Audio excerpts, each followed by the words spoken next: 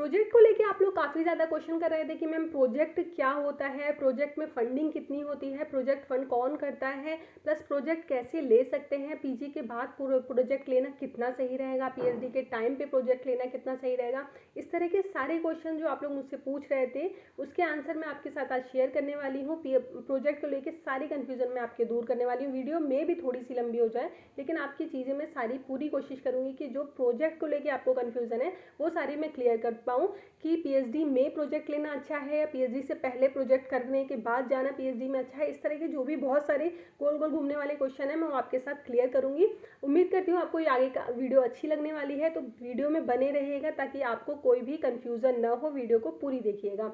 Hello, this is जूही शुक्ला। कैसे हैं आप लोग? रिसर्च की दुनिया में आप सबका बहुत बहुत स्वागत है। इस चैनल के माध्यम से मैं हायर एजुकेशन से रिलेटेड वीडियोस डालती हूँ। अगर आपको हायर एजुकेशन में इंटरेस्ट है तो आप मेरे चैनल को फॉलो कर सकते हो, सब्सक्राइब कर सकते हो ताकि जो भी वीडियोस आए सबसे पहले आपके पास पहुंच जाए। यहाँ पे मैं पीएचडी एमफिल दोनों के बारे में बात करती हूँ, प्लस हायर एजुकेशन में जो भी चीज़ें, जो भी कंफ्यूजन होता है वो भी मैं पूरी कोशिश करती हूँ कि आपकी दूर करूँ। बहुत सारे कॉमेंट्स जो आप लोग मुझसे पूछते हो कंटिन्यू आंसर नहीं कर पाती हूँ, लेकिन उसके ऊपर मैं आपको वीडियो बना के आपकी बहुत सारी प्रॉब्लम को मैं सॉल्व कर देती हूँ। तो आज मैं यहाँ पे प्रोजेक्ट के बारे में बात करती हूँ। तो चलिए स्टार्ट करते हैं हम अपनी आज की वीडियो। प्रोजेक्ट को लेके आपको जो भी कंफ्यूजन है मैं आपको जरूर आज क्लियर करूंगी। तो सबसे पहले मैं यहाँ पे बात करूंगी कि प्रोजेक्ट क्या होता है, कौन कर सकता है, कौन कराता है, ये सारी चीज़ें मैं आपको क्लियर कर सकती हूँ। अगर आपने अपनी पोस्ट ग्रेजुएशन कंप्लीट कर ली है तो आप प्रोजेक्ट में आराम से जा सकते हो, आपको कोई भी इशू नहीं होगा। बहुत सारी जगह ग्रेजुएशन के बाद भी स्टूडेंट्स प्रोजेक्ट में आते हैं, स्पेशली साइंस एंड टेक्नोलॉजी के जो स्टूडेंट हैं उनके लिए बहुत ज़्यादा बेनिफिशियल होता है फ्यूचर के लिए। तो यहाँ पे जिनका भी पीजी कंप्लीट है मैं आज उनके लिए बात करूँगी कि जो भी पीजी कंप्लीट है वो प्रोजेक्ट में प्रोजेक्ट में अपना एडमिशन ले सकते हो। एडमिशन ही कहूँगी यहाँ पे मैं। देखिए, जब भी प्रोजेक्ट के लिए एप्लीकेशन आती हैं तो कैसे आती हैं ये भी मैं आपके साथ आज शेयर करने वाली हूँ। किसी भी यूनिवर्सिटी, इंस्टीट्यूट या फिर रिसर्च सेंटर या फिर आईआईटी, एनआईटी या कहीं भी जहाँ पे रिसर्च चल रही है वहाँ से प्रोफेसर अपना प्रोजेक्ट भेजते हैं, यानी कि वो किसी टॉपिक पे काम करना चाहते हैं या कर रहे होते हैं तो उस केस में वो अपना प्रोजेक्ट भेजते हैं। अगर उनका प्रोजेक्ट पास हो जाता है फिर उनको गवर्नमेंट की तरफ से फंडिंग मिलती है। गवर्नमेंट की तरफ से फंडिंग मिलती है तो सारा काम तो वो खुद नहीं कर सकते हैं, तो उस केस में वो कुछ स्टूडेंट को, जो कि रिसर्च स्कॉलर हो सकते हैं, जो कि नेट जेआरएफ हो सकते हैं, चाहे वो नेट हो सकते हैं, चाहे वो पीजी हो सकते हैं, इस तरह के स्टूडेंट्स को वो लोग हायर करते हैं ताकि उनके साथ हेल्प लेके वो अपना काम को आगे बढ़ा सके। तो इसलिए वहाँ पे उनको जेआरएफ यानी कि जूनियर रिसर्च फेलोज की ज़रूरत होती है ताकि वहाँ पे अपने प्रोजेक्ट को वो आगे बढ़ा सकते हैं। तो उसके बाद वो वैकेंसीज निकालती है यूनिवर्सिटी प्रोफेसर की तरफ से कि इनको यहाँ पे 1 स्कॉलर की या 2 स्कॉलर के, जितने भी स्कॉलर की नीड है जो प्रोजेक्ट पे काम करना चाहते हैं वो। तो जब भी वैकेंसीज निकलती है तो आपको ये देखना है कि आपको इस फील्ड में अगर रुचि है, थोड़ी भी रुचि है, तो आप उससे जा सकते हो, आप वहाँ पे अपने लिए अप्लाई कर सकते हो। अब मैं बात करूँगी अप्लाई क्या करने से क्या होगा, अप्लाई कौन कर सकता है, ये सारी चीज़ें भी मैं आगे आपके साथ शेयर करूँगी। जब भी प्रोजेक्ट के लिए सीट्स आती हैं, वैकेंसीज आती है, तो वहाँ पे जो भी सारी एलिजिबिलिटी क्राइटेरिया दिया होता है कि फॉर एग्जांपल कि फिजिक्स के टीचर ने निकाला है या केमिस्ट्री के प्रोफेसर ने निकाला है, किसी ने भी निकाला है, तो वो अपनी फील्ड के ही स्टूडेंट्स को लेते हैं। तो अगर केमिस्ट्री के टीचर ने निकाला है तो वो पूरी कोशिश करेंगे कि जो भी स्टूडेंट केमिस्ट्री से पीजी इन्होंने कंप्लीट किया है या फिर बीएससी किया है, एमएससी किया है या जो भी पीजी यूजी किया है, वो स्टूडेंट वहाँ पे अप्लाई कर सकते हैं। उससे देखिए स्टूडेंट को क्या फ़ायदा होता है, टीचर को क्या फ़ायदा होता है, ये भी मैं आपके साथ डिस्कस करूँगी। स्टूडेंट को वहाँ पे सीखने को बहुत कुछ मिलता है। आपको प्रोजेक्ट के लिए अप्लाई करना होता है, प्रोजेक्ट के लिए अगर आप अप्लाई करते हैं तो आपको वहाँ पे सीखने को बहुत कुछ मिलता है कि किस तरह से काम, क्योंकि देखिए सबसे बड़ी बात पीएचडी में आपके ऊपर पूरी प्रेशर होता है कि आपको ही रिसर्च करनी है, सारा काम आपको ही करना है, सारा हेडेक आपका है। लेकिन प्रोजेक्ट में आपके ऊपर कोई भी ऐसा प्रेशर नहीं होता है, सारा हेडेक प्रोफेसर का होता है। वो जैसे काम कराते हैं उस तरीके से आपको काम करना होता है, बस आपको उनकी हेल्प करनी होती है। लेकिन उसके लिए आपको काफ़ी अच्छा फंड मिलता है, गवर्नमेंट की तरफ से आपको काफ़ी अच्छा फंड दिया जाता है। ये 35,000 तक हो सकता है, लेकिन ये डिपेंड करता है यूनिवर्सिटी पे, डिपेंड करता है टीचर पे, डिपेंड करता है कि उस प्रोजेक्ट के लिए कितना पैसा मिला है, तो उसके अकॉर्डिंग ही प्रोफेसर आपको देते हैं।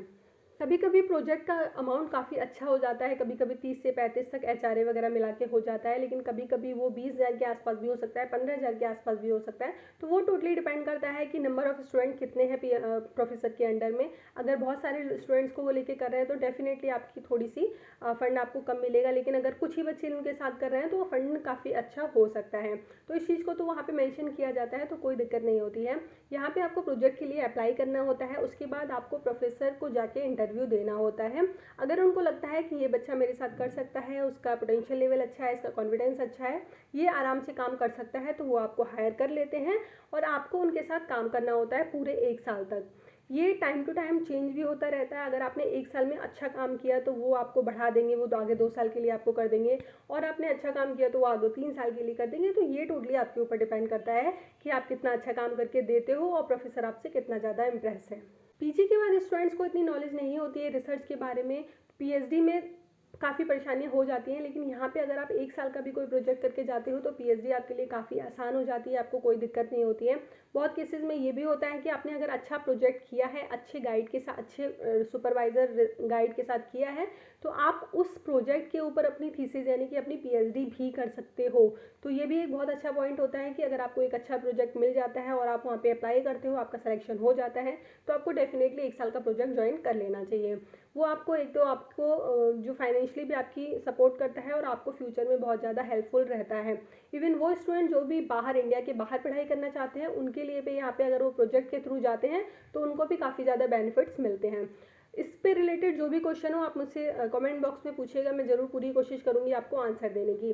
अब हम नेक्स्ट बात करते हैं कि प्रोफेसर को इसमें क्या फ़ायदा होने वाला है। तो प्रोफेसर जो भी उन्होंने प्रोजेक्ट भेजा है, उन्होंने अपने नाम से भेजा है, अपनी यूनिवर्सिटी के नाम से भेजा है, तो उन्हें उसके ऊपर काम करना है, क्योंकि गवर्नमेंट ने उन्हें काफ़ी अच्छी फंडिंग दी है उसके लिए। तो वो अपने स्टूडेंट की हेल्प लेके यानी कि उस काम को करते हैं, क्योंकि प्रोफेसर के पास और भी बहुत सारे काम होते हैं, यूनिवर्सिटी देखना, बाकी चीज़ें भी देखना, बहुत सारे स्कॉलर्स को पीएचडी कराना या इस तरह के बहुत सारे काम। तो वो थोड़ी सी हेल्प लेते हैं अपने प्रोजेक्ट फेलो से, जो भी प्रोजेक्ट में स्टूडेंट्स को लेते हैं उनसे वो हेल्प लेते हैं और उस काम को अच्छे से करके सबमिट करते हैं। तो इस चीज़ का आपको ध्यान रखना है, अगर आपने अच्छे से काम किया तो वो आपकी चीज़ें बढ़ती जाएंगी और आपको कोई दिक्कत नहीं आएगी।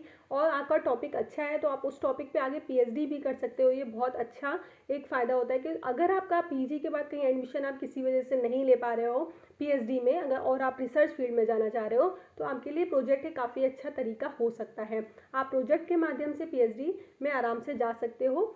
बहुत सारी यूनिवर्सिटी अगर पीएचडी नहीं निकाल रही होती है तो भी आप चेक करते रहिए। अगर आपको कोई यूनिवर्सिटी बहुत अच्छी लगती है तो प्रोजेक्ट्स निकलते रहते हैं, वहाँ से प्रोजेक्ट निकलते रहते हैं। आप डिपार्टमेंट चेक करते रहिए, पता करते रहिए कि कौन से डिपार्टमेंट में क्या प्रोजेक्ट निकल रहा है। अब आपके दिमाग में शायद एक क्वेश्चन और आ रहा होगा, क्या प्रोजेक्ट पीजी के बाद कर सकते हैं? कहीं ऐसा तो नहीं है कि हम पीएचडी कर रहे हैं और हमें किसी तरह की स्कॉलरशिप नहीं मिल रही है, तो क्या हम प्रोजेक्ट कर सकते हैं कि नहीं कर सकते हैं? इस तरह का क्वेश्चन मे भी आपके दिमाग में आ रहा हो, तो मैं इस चीज़ को भी आपका क्लियर कर देती हूँ।